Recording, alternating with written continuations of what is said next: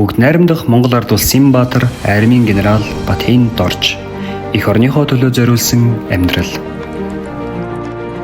Монгол улсын цэргийн нэр зүтгэлтэн армийн генерал Батын Дорж 1914 оны 9-р сарын 17-ны өдөр Завхан аймгийн Алдархан сумын Барзан уул хэмээх газар мэндэлжээ. Тэрээр 1929 оноос 1933 оны хооронд нутаг орноосоо ажил амьдралын гараагаа эхэлж 1935 онд эрд цэргийн албанд мордсноор Улаанбаатар хотын 1-р мортивизэд хуваарлагдсан цэргийн хүн болох замаа нээсэн юм.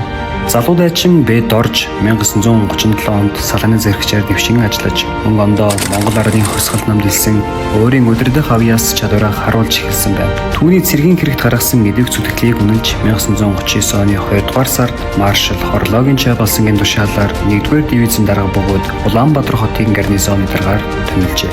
Улс орны нөхцөл байдал эдрэтэй болсон 1940-с 1948 оны хооронд тэрээр хязгаарын ба дотоодын цэргийн хэргийг эрхлэх газрын даргаар ажиллахдаа баруун хязгаарыг тохиноологч онц бүрэн эрхт командлагчийн үүргийг давхар гүйцэтгэж баруун хэлд цөмөрсөн комендан болон Оспаны дээрэмчдийн халдлагыг амжилтаа няцаасан юм. Улмаар 1956 оноос 1959 оны хооронд цэрэг ба нийгмийн авилгаас хамгаалах яамны сайдаар ажиллахдаа Монгол цэргийг орчин үеийн нутаглагын айран болгон шинжилх суурийг тавьж 1959-с 1961 онд нийгмийг авилгаас хамгаалах яамны сайдаар ажиллаж байна. Генерал Б. Дорж нь 1961-с 1968 оны хооронд дипломат албанд хүч үзэж бүгд найрамдах ардчилсан Солонгос ард улс, бүгд найрамдах ардчилсан Герман улс болон Югослав улсуудад онц бөгөөд бүрэн эрхтэлчин сайдаар томилогдсон эх орныхоо гадаад харилцааг өргөжүүлэхэд өнтэй хувь нэмэр оруулсан юм. Армийн генерал Батын Доржийн байгуулсан гавьяаг үнэлж 1974 онд Монгол улсын баатар цолоор шагнасан нь түүний эх орныхоо өмнө хүлээсэн үүргээ нэр дэвтээ биелүүлсэний гэрчээ.